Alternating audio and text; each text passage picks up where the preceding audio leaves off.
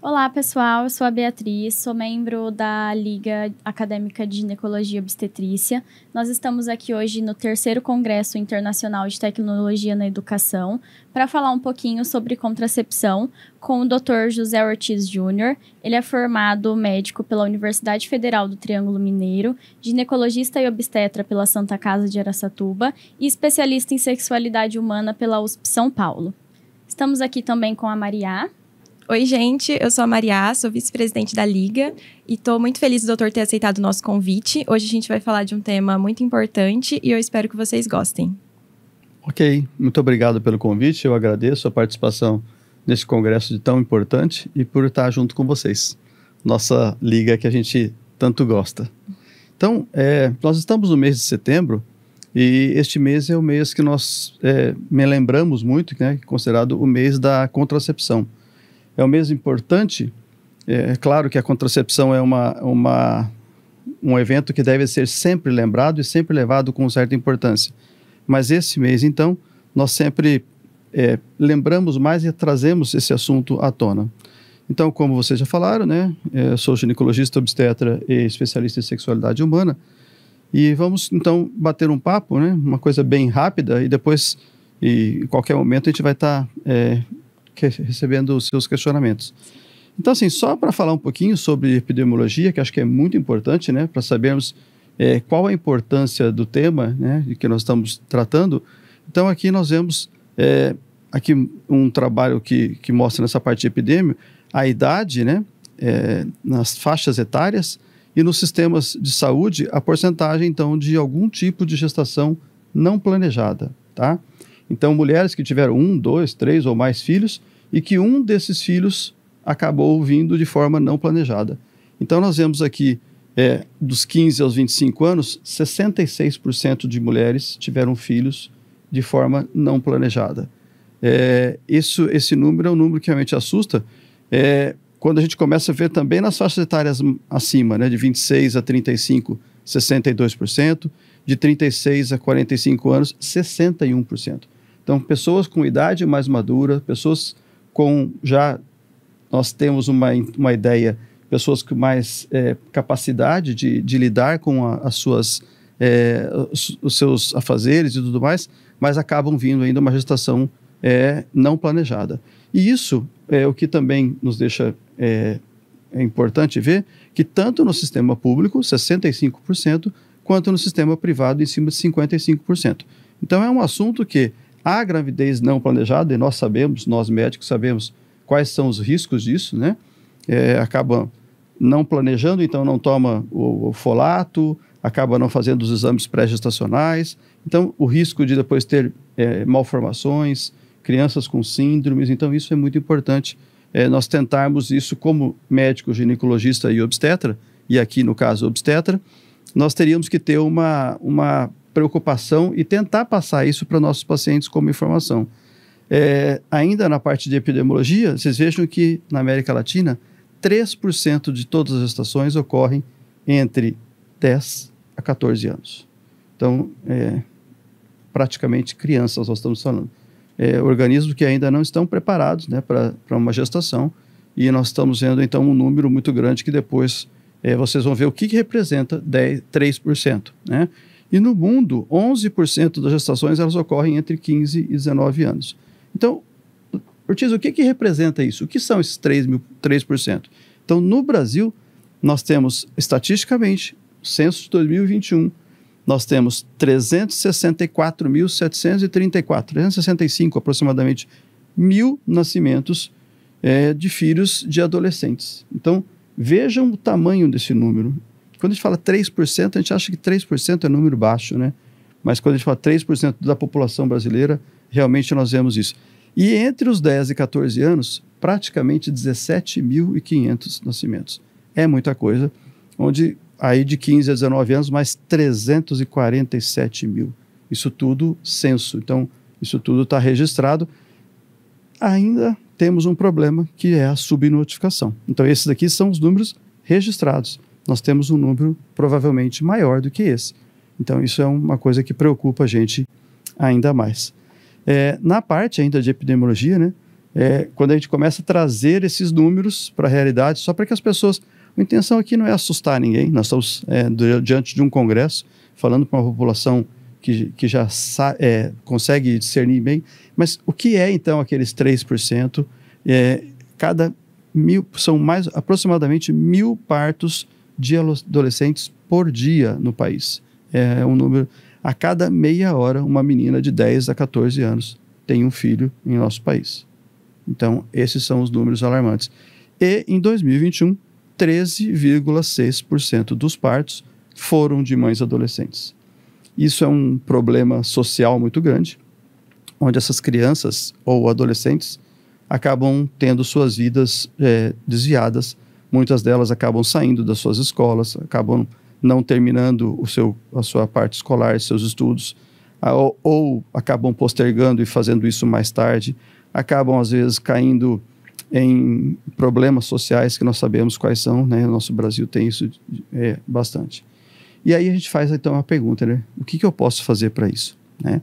Então aí eu acho que é onde nós vamos entrar então nesse tema de hoje, que é o que eu posso fazer, né?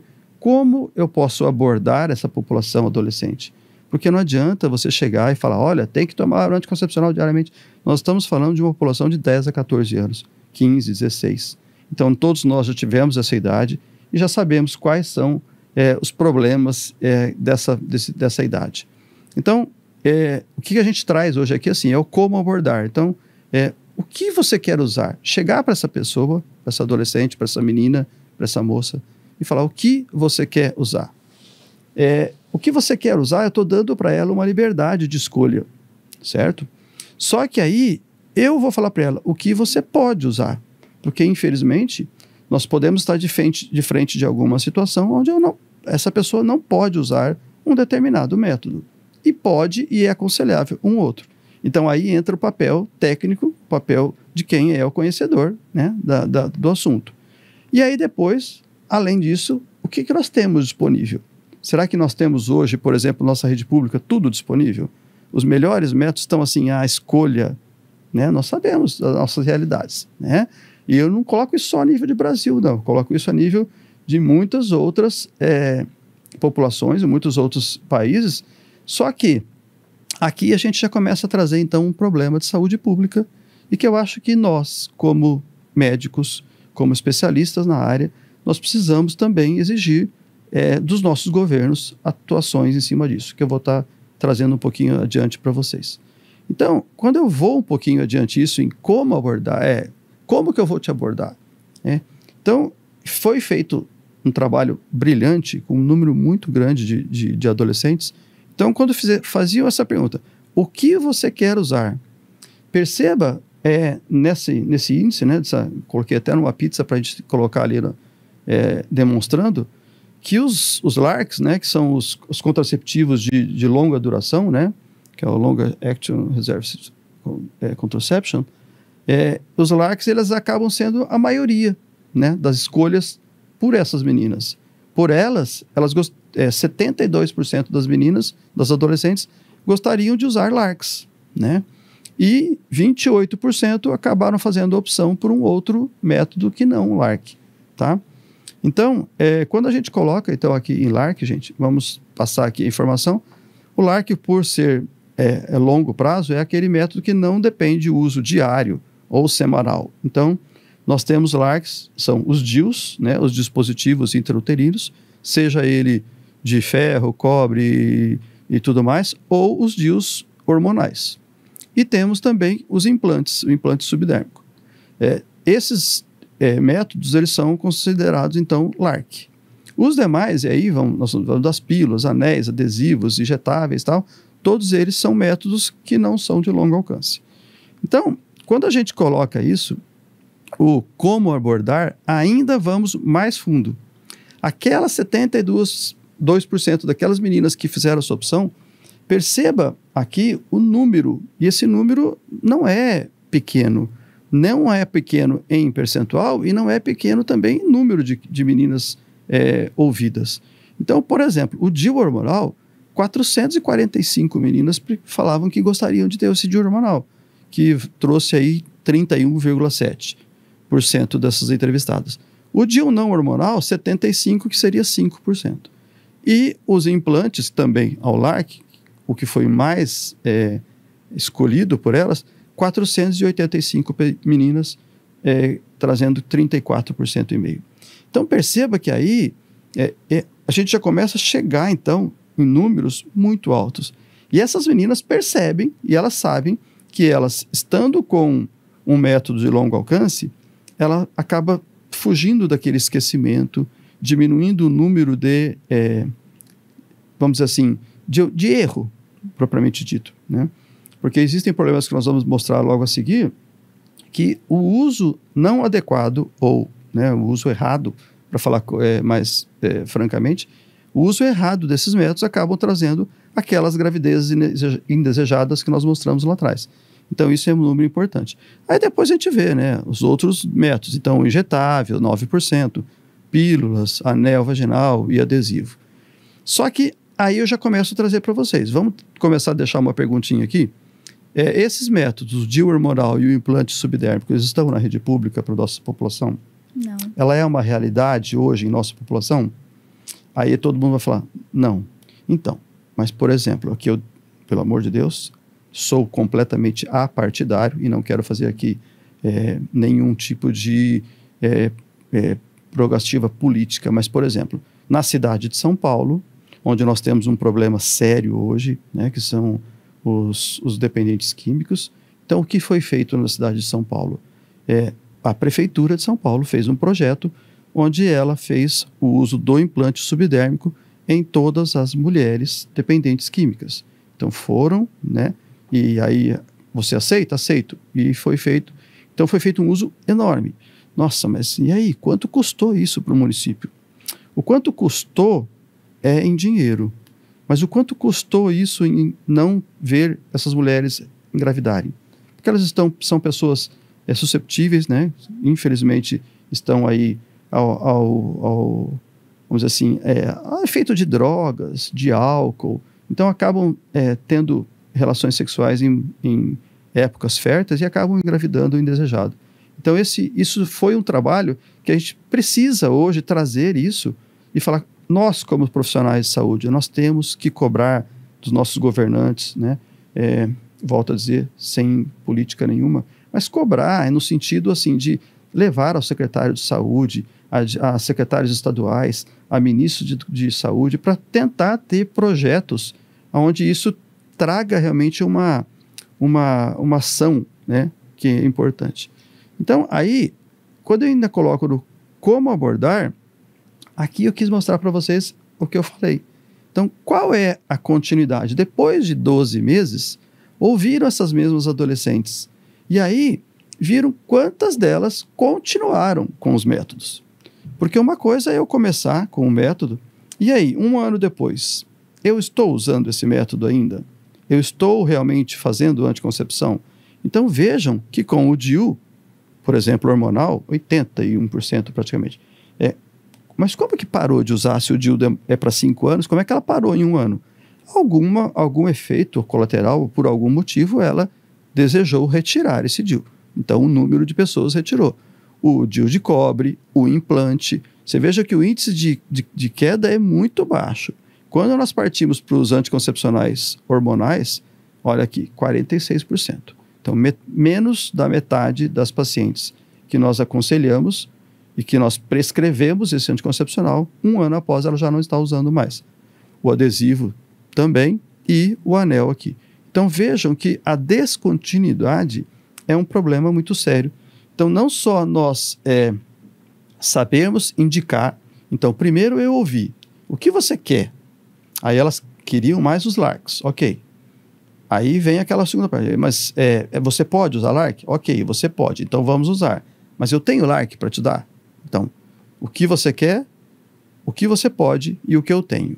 Depois de escolhido e usado, olhem os índices de pessoas que 1 ano depois estavam fazendo ainda uso desses métodos. Então, vamos falar um pouquinho de LARC na adolescência, que esse é um problema muito sério e existem mitos, Então, assim, mulheres que nunca engravidaram não podem usar DIU. Isso não existe, tá? Isso já é um mito, isso não tem... os estudos médicos já mostram que isso não tem mais validade. Tá? Então, a contracepção ela pode ser indicada para adolescente sexualmente ativa, claro. A única contraindicação para eu colocar um DIU é a mulher que não teve a sua primeira relação. E aí nós não estamos falando de anticoncepção, porque se ela não tem penetração, se ela não tem o ato sexual consumado, ela não vai engravidar, certo? Então, mas mesmo nas menores de 14 anos. Tá? Então, a pessoa tendo a sua vida sexual ativa, ela já pode usar. Esse procedimento, seja ele, quando a gente fala de maior complexidade, que não é tão complexo, ele precisa só de um treinamento adequado, tanto o DIU quanto o implante, após o treinamento, acabam sendo métodos muito seguros. O que eu quero colocar para vocês é que a gente recomenda que os pais ou responsáveis estejam presentes, porque nós estamos falando de menores de idade. Então, eu estou fazendo um método que é um método ele é invasivo e um pouco agressivo, vamos dizer. Vou colocar um chip, né? A palavra que as pessoas usam hoje, mas é um implante, a palavra certa. Vou pôr um implante no subdérmico, ou vou pôr um implante, um dispositivo dentro do útero. Então, recomenda-se que tenha sempre uma pessoa maior de idade ou o pai. O pai e a mãe nunca são pessoas, vamos dizer assim, que nós conseguimos isso. Por quê? Porque muitos adolescentes acabam tendo essas relações ainda escondido dos pais. E nós temos que respeitar isso, porque uma vez colocado isso entre consulta, nós temos o nosso código de ética, onde eu não posso falar para o pai ou falar para quem quer que seja. Então, desde que eu não seja autorizado por essa adolescente, ela não fica sobre sigilo entre nós. Mas sempre interessante um responsável estar presente. Né? E acho que isso se torna até um empecilho, né, doutor, para essas meninas escolherem e começarem a utilizar um método contraceptivo. Sim. Por esse medo de falar para os pais, de conversar, às vezes falta orientação, né? Sim. E aí se torna também um empecilho. Com certeza. Ainda, né, agora como sexólogo que sou também, esse é um problema muito sério, né? Primeiro a gente conversa com os pais no sentido assim, quando eu tenho as mulheres mais maduras que já têm filhas, eu acabo falando, olha, a conversa, o diálogo, sabe, ter aquele papo aberto realmente para que sua filha, quando ela estiver desejando ou quando ela iniciar sua atividade sexual, que ela possa conversar com você. Dê essa abertura para que ela possa conversar e trazer essa situação. Porque é o seguinte, isso não vai evitar de ela ter ou não a relação. E aí, se você não deu abertura, ela não vai falar para você, ela não vai tirar a dúvida com você e ela vai tirar a dúvida com uma amiguinha dela, que é tão inexperiente quanto ela, em idade. Então, assim, geralmente essas gravidezes não desejadas, elas não ocorrem por maldade, é por inexperiência ou realmente por um erro, por uma falha. Então, esse tipo de situação é uma coisa importante. E adolescentes que usam o LARC, isso é uma outra coisa que tem que deixar muito claro, elas não têm mais uma incidência maior de pegar as infecções sexualmente transmissíveis, que era o que se preconizava no passado. Achávamos que pelo pertúito, por ter ali um fiozinho, né, que liga o DIU até a cavidade vaginal, então por ali tinham por ascendência bactérias e tal. Isso também não existe, tá? Então, assim, não aumenta risco de infecções, não tem nenhuma contraindicação para ser usado em mulheres nuligestas, né, quem nunca engravidou, e a única recomendação, então, que a gente faz é essa. E, avançando um pouco, na parte de adolescentes ou de adultos mais jovens, né, essas taxas de descontinuação dos métodos orais, ou eu coloco aqui como orais, mas não só os orais, os que não são LARCs, né, torna, então, os LARCs uma opção mais segura, né. Então, por exemplo, o ACOG, que é o Colégio Americano de Ginecologia e Obstetrícia, né, e também a Sociedade Americana de Pediatria, se vocês quiserem, estão nos seus protocolos. Hoje, a primeira escolha de anticoncepção em adolescente é LARC. Então, eles falam assim, o que eles estão falando para os ginecologistas? Ginecologistas dos Estados Unidos, porque o ACOG e a Sociedade Americana. Ginecologistas, não adianta prescrever pílula para adolescente, porque ela vai tomar errado, ela vai parar de tomar e ela vai engravidar. Não adianta passar adesivo, ela vai esse adesivo, a troca é a cada 7 dias, ela troca uma vez com 3, uma vez com 10, e ela vai acabar engravidando. E assim sucessivamente, anel, injeção. Você imagina uma injeção a cada 3 meses um adolescente. Você ela acha não vai nem lembrar ela a não última vai vez que ela lembrar, tomou. ela vai tomar com 4 meses, com 2, ela vai virar uma confusão. Aí ela vai começar a ter irregularidade menstrual, aí é um outro problema que eu estou causando, né? Então, isso tem que ser muito bem colocado e já está preconizado em protocolos internacionais, né? Então, assim, os DIUs em adolescentes. Agora vamos trazer o que essas pessoas acham, né, sobre, por exemplo, o DIU. Então, foi feito um trabalho em médicos, profissionais da saúde. Só que é claro que eles não pegaram aquele especialista que treina, eu ponho 2, 3, 4 DIUs por semana. Então, se você me perguntar qual é o seu medo de colocar um DIU? Nenhum. Eu tenho fazer toda a técnica, todos os protocolos na minha cabeça, sabendo que existem riscos, então eu preciso saber disso, eu preciso informar ao paciente antes, mas tomar todos os cuidados. Agora, quando eu pego o profissional da saúde no meio geral, e você fala para o profissional, o que você acha de uma inserção no DIU? Aí, entre aspas, qual é o seu medo sobre um DIU? Aí, essas foram listadas na ordem de percentual. O maior medo é expulsão, tá? Então, o médico fala, e se eu colocar, esse DIU vai ser eliminado. Tá ok. Olha, eu sou sincero em te falar. Já estou com 30 anos de obstetrícia, de ginecologia obstetrícia, e eu tenho, acredito que uns 2 DIUs eliminados. Não é a real, não é a verdadeira. É muito, mas é muito, muito raro. Perfuração uterina. A perfuração, como eu falei, protocolos, fazer ultrassom, saber o tamanho desse útero, saber a posição desse útero, ter todas as informações prévias, saber qual é o DIU mais indicado, porque existem DIUs um pouco maiores ou um pouco menores, ter toda a técnica, aquele não ter pressa, fazer tudo com a sua metodologia adequada. Então, assim, não existe um risco alto de perfuração. O risco é muito, muito, muito baixo. A falha do método, só para nós colocarmos aqui, ele é superior à laqueadura e à vasectomia. Então, tanto o DIU quanto o implante, os dois, eles são superiores à cirurgia, que é um método definitivo. E nós estamos falando de um método que não é definitivo. Porque eu estou colocando um método, eu não tenho como eu propor para um adolescente uma laqueadura, porque aí eu acabo com a vida reprodutiva dela. Então, eu coloco um DIU ou um implante, e a partir do momento que esta menina, ou essa moça, ou essa mulher desejar ter seu filho, eu vou lá, tiro esse método, e o mês seguinte, o ciclo seguinte, ela já está apta a engravidar. E infecções, que era esse medo antigo que tinha, que os germes subiam pelo fio do DIU e acabavam aumentando o nível de infecção sexualmente transmissível. Também isso não existe. Aí, esse trabalho foi levado para as adolescentes, para o paciente. Qual que é o seu medo? Aí primeiro, a dor, na hora da inserção, tá? Então, assim, a hora da inserção do dispositivo, vamos dizer, não vou te falar que ele é indolor, tá? Mas ele é muito bem tolerável, muito bem aceito. Elas colocam pra gente como uma cólica menstrual. Algumas mais fortes, outras mais fracas, porque isso depende do limiar de dor. A dor, para mim, a mesma dor de cabeça minha, sua ou dela, nós vamos ter dores diferentes, porque o nosso limiar é diferente. Mas não é uma coisa que é importante. Volto aqui, ó. A expulsão é um segundo medo delas. Aí você tem que passar, olha, isso é muito raro.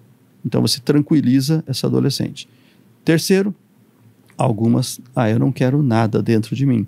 Elas têm um receio por ter um corpo estranho dentro dela, tá? Você tem que tranquilizar que isso foi um produto desenvolvido pela parte médica, que é usado para este fim, e deixa tranquilo.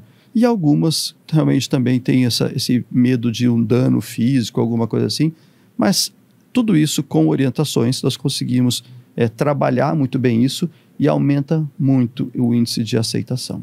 Tá? Com certeza, acho que a decisão compartilhada ela é fundamental, né? Para a pessoa estar tranquila com o método e saber lidar depois, porque é igual o senhor falou, né, doutor? Tipo, a gente vai ter um corpo estranho e é um método que ele dura anos. Então, assim, o DIU tem DIU que dura 5, 8 anos. Então, assim, no começo acaba tendo essa dificuldade de adaptação, mas uma mulher que foi bem orientada, que sabe, ela vai saber lidar com essas certeza. consequências iniciais, né? Com essas manifestações clínicas iniciais Sim, que pode vir a ter. Doutor, eu tenho 2 dúvidas. Fique à vontade. Primeiro, a expulsão. Se a mulher acaba expulsando o DIU, ela não coloca de novo ou ela pode tentar colocar de novo? Pode. Geralmente é assim. Primeiro, nós precisamos saber um pouco o porquê dessa expulsão, né? Qual foi, se foi um DIU bem inserido, foi feito um ultrassom após a inserção, porque às vezes se o DIU ficar no local não adequado, ele tem um índice maior de expulsão. Às vezes é um DIU que não chega até o fundo da cavidade endometrial e ele fica parcialmente ali no colo do útero, e a natureza sabe, ela começa a contrair até a expulsão. Então assim, ver isso. Bom, mas vamos colocar que foi feito tudo certinho e que expulsou. Nós precisamos conversar com essa paciente. Olha, você expulsou, aconteceu isso, tal.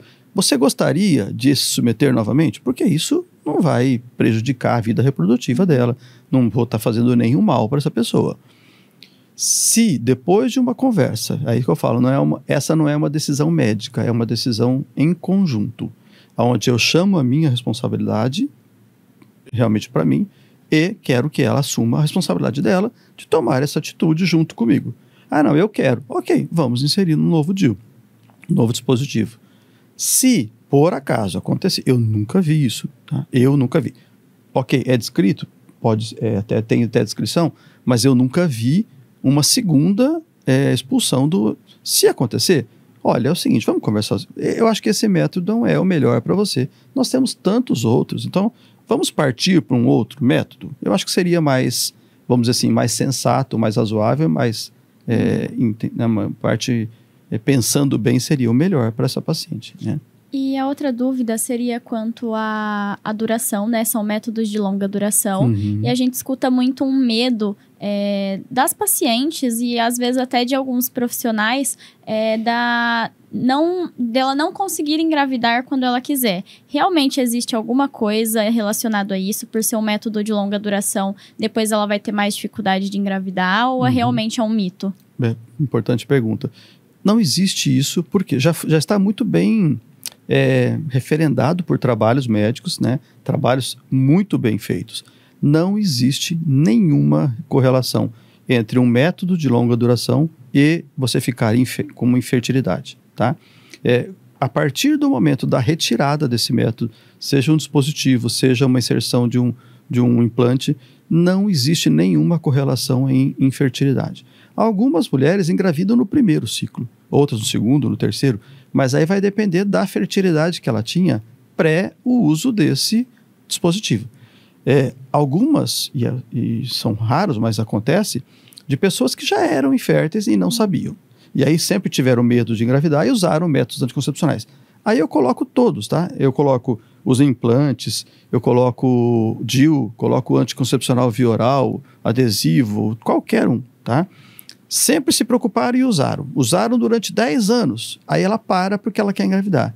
Aí ela já tinha um problema prévio de infertilidade. Aí ela não engravida, ou ela tem uma dificuldade maior para engravidar. Ela vai jogar a culpa nesse método. Puxa, eu usei 10 anos de pílula, não deveria ter usado, porque... Eu falo, olha, não assuma isso, porque isso não é verdade, tá? O método anticoncepcional, ele não tem nada a ver em levar uma infertilidade futura, ou até uma esterilidade, entendeu? Certo? Certo. Existe uma outra pesquisa, que é uma pesquisa nacional de saúde escolar, que foi denominado como PENSE, né? Esse estudo, ele pesquisou meninas e adolescentes do 7º ano até o 3º ano do ensino médio. Ele pegou um N, até que importante, né? Pegou um N de quase 12 milhões de estudantes. Essas meninas na faixa etária de 13 a 17 anos, e 35% dessas escolares já haviam tido o início das suas relações sexuais. Então, vamos colocar 35%, olha o N ali. E sendo que 40,9% não utilizavam preservativo nas suas relações.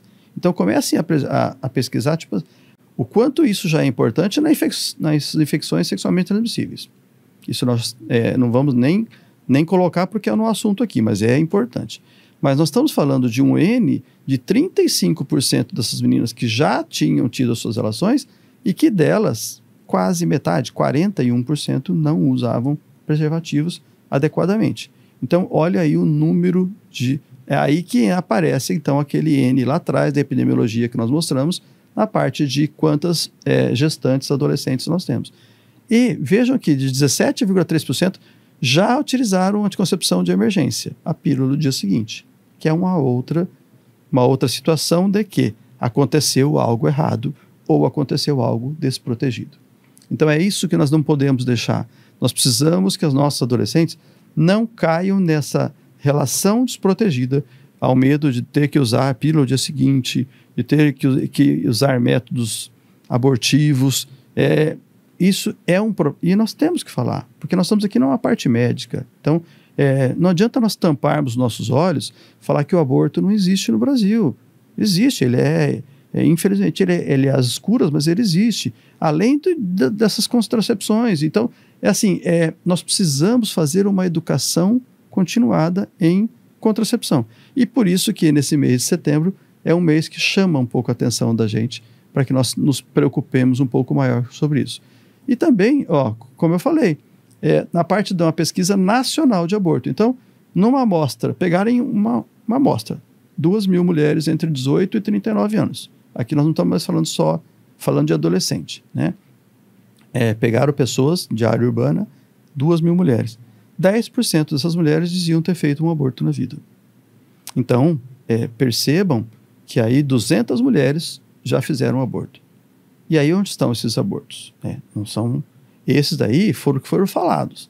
Algumas têm até receio de falar. Outras, omitem. Então, tem esse problema. E 52% tinham 19 anos ou menos no ato desse aborto. Então, quer dizer, aí voltamos para a adolescência ou para o adulto jovem, né? Então, nós estamos falando de uma população onde metade dessas mulheres que tinham feito o aborto tinham feito nessas idades. Aí é a nossa preocupação maior. Então, a minha defesa de tese na especialização de sexualidade foi essa. A importância da orientação das meninas, né, dos adolescentes. E o trabalho que eu fiz foi nas escolas, né?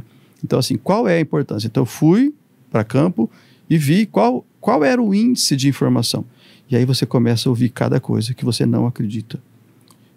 Eles não acreditam mais em cegonha, em Coelhinho da Páscoa, em Papai Noel. Mas tem coisas que eles acreditam que são muito parecidas com isso. Tipo, sabe? Se eu tiver uma relação e fizer higiene após, eu não engravido, sabe? Se eu tiver uma relação e ficar de pé, o espermatozoide não vai entrar, sabe? Então, é um índice de desinformação tamanho que eu preciso ter um índice de educação em cima disso. Então, é por isso, sabe, meninas, que eu falo assim, tanto aqui com vocês, como qualquer colégio, qualquer, sempre que eu sou chamado para falar sobre anticoncepção, para falar sobre sexualidade na infância e no adolescente, mas eu vou com muito prazer. Eu vou com prazer porque, eu acho que isso é eu estou fazendo o meu papel. Eu estou fazendo o meu papel de médico, mas estou fazendo o meu papel humano. Estou dando a minha porcentagem. Uma agulhinha no palheiro. Estou dando o meu papel. Mas se todos fizessem isso, né? Eu sei que um momento que às vezes a pessoa fala assim, eu vou perder 30, 40, 50 minutos, 1 hora. Gente, isso não é perder. A partir do momento que, tem escolas na minha cidade que eu faço essa função, que eu faço em todas as séries do ensino médio. E o ano seguinte eu chego para as pessoas e falo, tá bom, o ano passado no terceirão, teve alguma adolescente que engravidou? Não teve.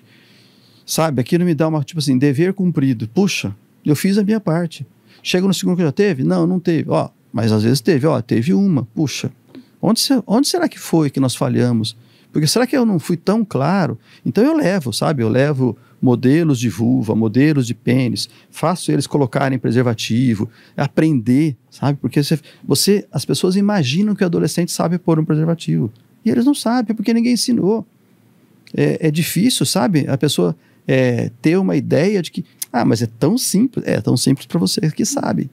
Mas para quem não sabe, ele põe, às vezes ele não deixa um espaço adequado, ou ele põe com entrada de ar, ou ele põe um preservativo inadequado, ou ele usa preservativo masculino e feminino junto, sabe? Coisas que para quem sabe de anticoncepção, ó, isso não pode. Isso é uma coisa óbvia que não pode. Então, esse tipo de situação a gente quer deixar. Então, assim, eu acho que o papel nosso, como ginecologista, como obstetra, como médico no geral, é sempre a orientação. E cada um orientar dentro da sua parte. Vocês não me chamariam aqui hoje para fazer uma orientação sobre glaucoma, acredito eu, porque não seria uma orientação adequada. Muito menos de uma, sei lá, de uma trombofilia, de uma coisa, porque não é a especialidade. Mas se cada um, dentro da sua área, fizesse o seu, né, plantasse a sua sementinha, pudesse desenvolver isso, seria muito adequado.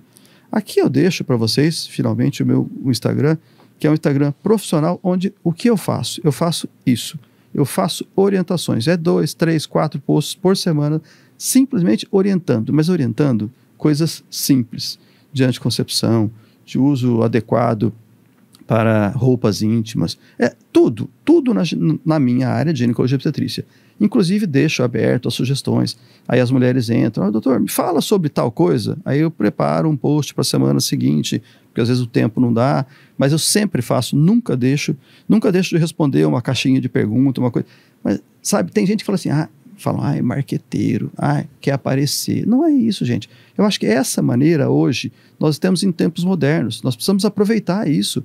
As redes sociais estão aí, porque muita gente, às vezes, tem uma dúvida tão pequena que ela fala, eu não vou marcar uma consulta, ou às vezes ela sabe, vai ter que sair do serviço, ou perder um dia de aula, então eu não vou lá para isso. Então você acaba trazendo informações. É claro que não fazemos consulta, porque isso até pelo CRM é nos vedado, e eu concordo. Então, às vezes tem pessoas que confundem. Doutor, eu estou com um corrimento assim, o que o senhor me prescreve? Não, isso não existe, porque eu não posso fazer isso pela rede social. Mas na rede social, nós podemos, e eu acho que devemos, temos essa forte arma na nossa mão hoje, de divulgar, de trazer. Então isso, e quando eu coloco, procure o seu médico, procure o seu ginecologista. Eu estou à disposição para te ajudar, mas procure o seu ginecologista.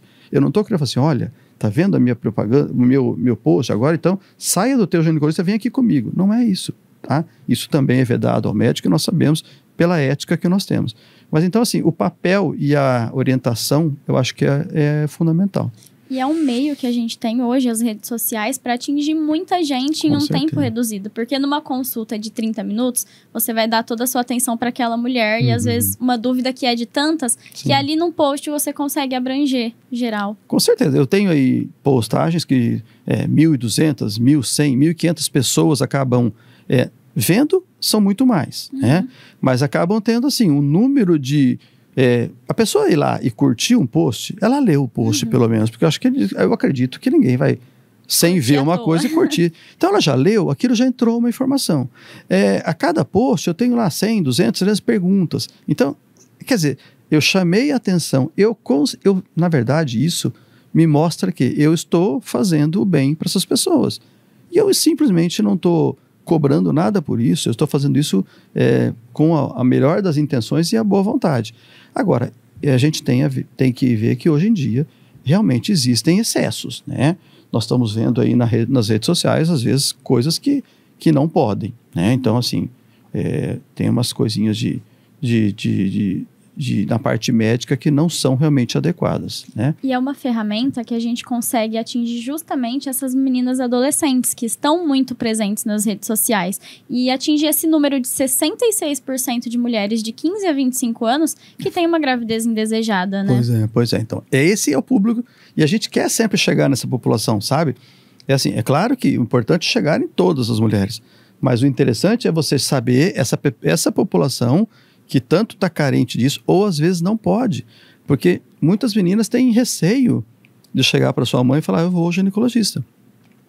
Aí imagine que ela vai ao ginecologista e, sei lá, no meio dessa consulta, ela faça alguma coisa e nesse meio eu fiz um ultrassom pela via transvaginal ou fiz um preventivo, essa mãe vai falar, meu Deus, uma citologia hormonal, né, oncótica. O que essa mãe vai falar? Bom, se ele fez o exame via vaginal, minha filha já não é mais virgem, né, que é o receio de ainda algum número grande das pessoas. Então, assim, perder esse tipo de conduta, né? E assim, a conversa, a educação sexual é o que a gente preza tanto, né? Com certeza. Esse é um tema, assim, que é carregado de muitos tabus, né? Acho que o senhor que trabalha nessa área deve estar direto, assim, em contato com várias coisas que a gente considera até absurdas. E a gente viu com a palestra do senhor que tem muitas implicações sociais a desinformação. Então, é realmente muito importante a gente ir na base disso, né? Que é nas escolas e tentar fazer essa mudança para que a gente reduza, tipo, um problema de saúde pública mesmo, que envolve várias coisas, tanto gravidez na adolescência, aborto, várias coisas que têm um custo muito alto. E o senhor tinha comentado também, igual o senhor falou de São Paulo, né, do município de São Paulo, que fez a compra. A gente tem até municípios aqui próximos de nós, aqui no interior de São Paulo, que eles fizeram a compra do implante e eles estavam colocando, assim, em adolescentes de tal idade a tal idade. Eles tinham critérios lá que eles colocavam, né, Bia? Em mulheres que acho que já tinham tido, não sei se estavam no primeiro, segundo filho e eram adolescentes ainda. Então, assim, é importante a gente ter essa discussão, até, tipo, pra gente saber os nossos direitos, assim, pra gente conhecer o que o SUS oferece, o que o nosso município especificamente tem ali, né? Saber as dificuldades enfrentadas, porque é algo que dá para ser resolvido, né? Parece que não, mas dá. Falta vontade política, falta vontade médica, sabe, nós precisamos ter essa interação. Muitas vezes nós vemos, pessoas que estão em uma determinada função que não são daquela área. Então, quando eu falo assim, olha, o mais adequado é que alguém da área da saúde esteja diante de uma secretaria municipal, estadual ou federal. Gente, eu acho que isso é básico. Não adianta eu pegar um engenheiro, um arquiteto, ou sem desmerecer essas profissões, e colocar ali.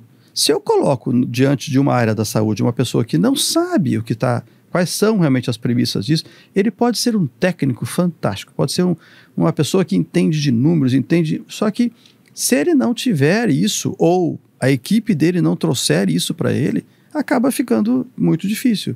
Então, assim, esses métodos, por exemplo, são métodos caros? Ok, eles têm o valor deles.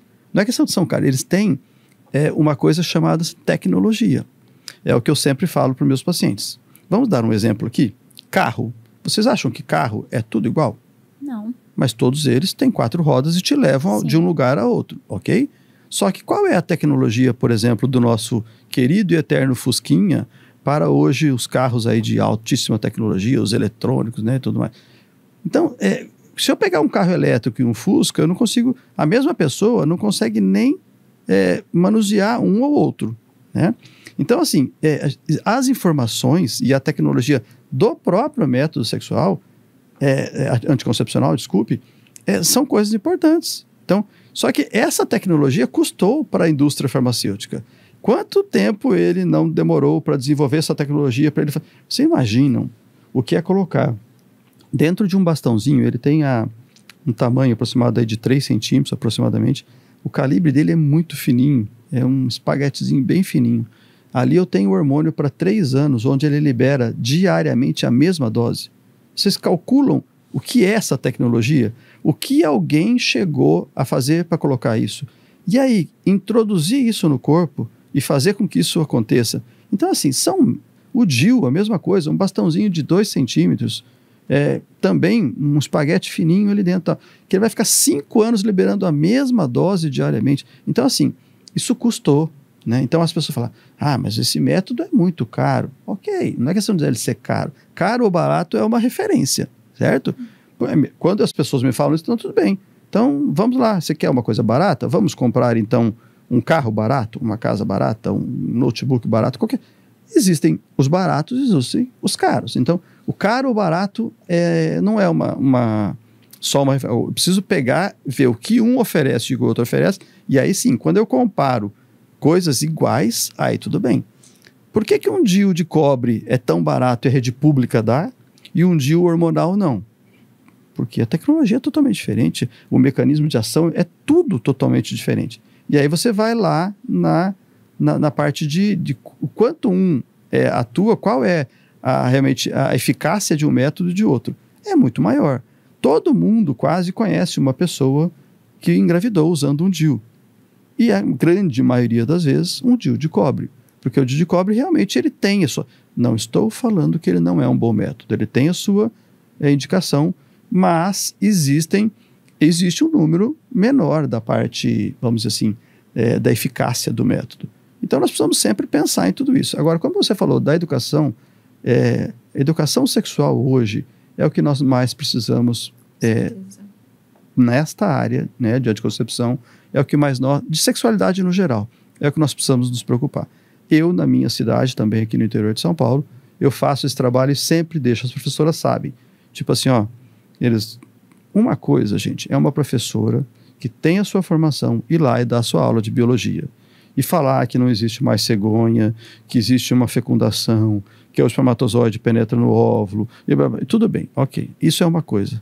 Outra coisa é quando você chama um médico, ele vai lá na prática, ele conversa, eu mostro diapositivos, eu consigo passar para ele, e a pessoa parece que ela, sabe, ela já tinha aprendido com o professor, mas fala, nossa, aí parece que foi se encaixando, sabe? É como se fosse um quebra-cabeça que as peças vão aderindo uma à outra. Então, isso é fundamental. Só que para isso nós precisamos de um lado, ter abertura para chegar a isso, e de outro, pessoas que tenham a disponibilidade e o tempo para ir para lá, fazer certeza. isso. A gente precisa criar esse espaço, né, para ter essa discussão.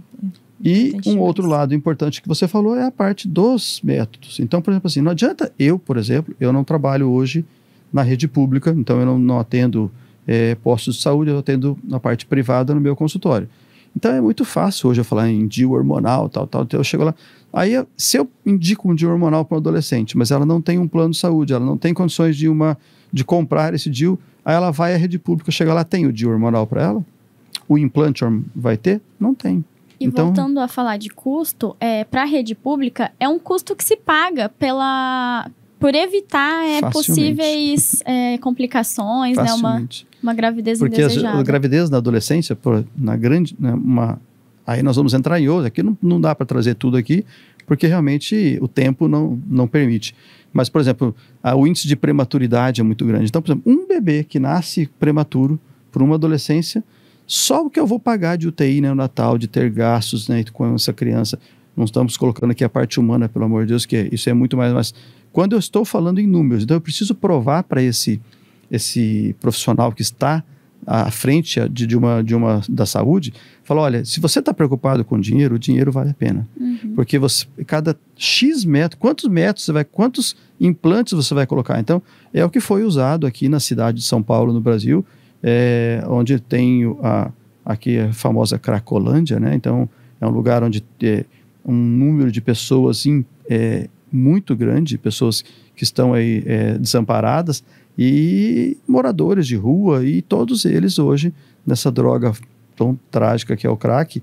Então, assim, o índice de gravidez é muito alto. E aí o Estado, que depois vai ter que cumprir com as suas obrigações, dos partos, de toda essa parte de saúde. Então, o que for feito o custo? É muito mais barato para evitar essa gravidez. Mesmo comprando um método mais caro, entre aspas, mas é um método a longo prazo, onde não adianta eu dar uma caixinha de anticoncepcional e fazer essa pessoa tomar um remédio, porque ela não vai tomar, porque ela vai estar sob o uso de drogas, de álcool e de outras coisas. Com certeza. E ela não tem nem onde carregar isso, porque são moradores de rua, infelizmente, né? Doutor, como presidente da Liga, eu quero agradecer muito o senhor por esse bate-papo, por tantas informações que o senhor trouxe para a gente e contribuir imensamente para esse congresso internacional da nossa universidade. Com certeza, foi muito importante o senhor estar aqui. A gente passou um conteúdo que acaba tendo uma repercussão social muito grande, né? Então, eu fico muito feliz de vocês que acompanharam. Agradeço a presença de todos, agradeço a Beatriz, que está aqui também, o doutor por ter aceitado o nosso convite, e convido vocês para acompanhar os outros conteúdos que o nosso Congresso Internacional em Tecnologia e Educação está oferecendo. A gente tem bastante conteúdo bacana e fico muito feliz de vocês estarem aqui hoje com a gente. Muito obrigado a vocês pelo convite. Esse excelente congresso internacional que nós estamos participando. E assim, é fundamental. A informação é acima de tudo. Então, eu agradeço a vocês, a Liga, todos os membros da Liga, por terem aberto esse espaço. Estou sempre à disposição para quando precisarem qualquer tipo de informação. A gente trouxe aqui mais hoje, foi um bate-papo, não foi uma aula, mas só para trazer realmente para vocês esse conteúdo para que nós possamos pelo menos refletir, né? E ver que realmente se existem problemas que nós precisamos pensar.